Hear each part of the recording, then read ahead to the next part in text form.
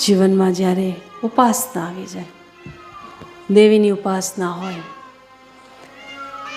ઈષ્ટદેવની ઉપાસના હોય, ગુરુદેવની ઉપાસના હોય, હર એક ઉપાસના આપણને પૂર્ણ સ્વસ્થ કરતી હોય.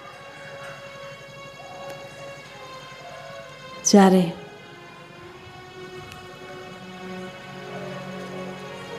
રામકૃષ્ણ પરમહંસજી મા શક્તિની ઉપાસના કરતા હતા, મા કાળીની ઉપાસના કરતા હતા.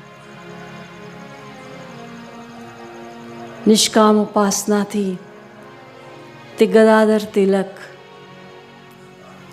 જ્યારે રામકૃષ્ણ પરમહંસના બન્યા હતા ત્યારે ગદાધર તિલકના નામથી ઓળખાતા હતા.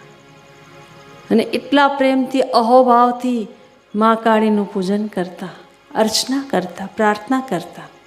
અને મા કાળી સદા એમની પ્રાર્થનાને, એમની પૂજાને સ્વીકાર કરતી હતી. જ્યારે ભોજનનો થાળ લઈ ભોગ લગાવે તો મા એમના ભોગને સ્વીકાર કરતા.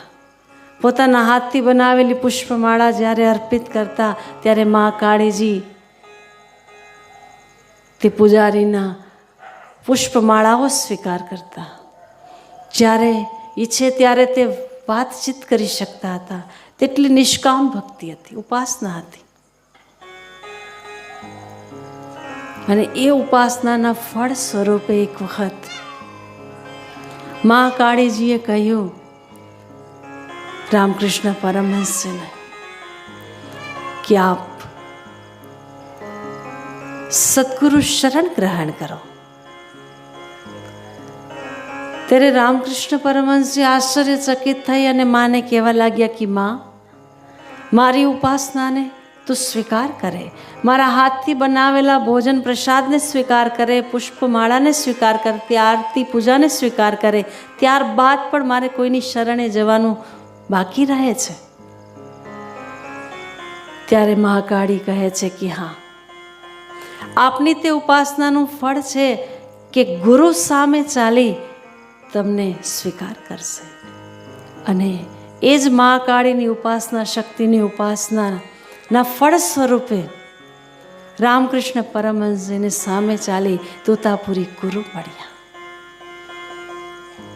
ગુરુચરણોમાં મસ્તક નમાવી અને તે શક્તિ ઉપાસનાના સંસ્કારોને સફળ કરી અને રામકૃષ્ણ પરમહંસ જે તત્વને જાણવા માટે, જે આત્મતત્વના પ્રકાશમાં પ્રકાશિત થવા માટે આપણને આ મનુષ્ય જન્મ મળ્યો છે, તેવું આત્મજ્ઞાન પ્રાપ્ત કર્યું તોતાપુરી ગુરુના શ્રી સાનિધ્યથી. કહ્યું છે કે જ્યારે આપણી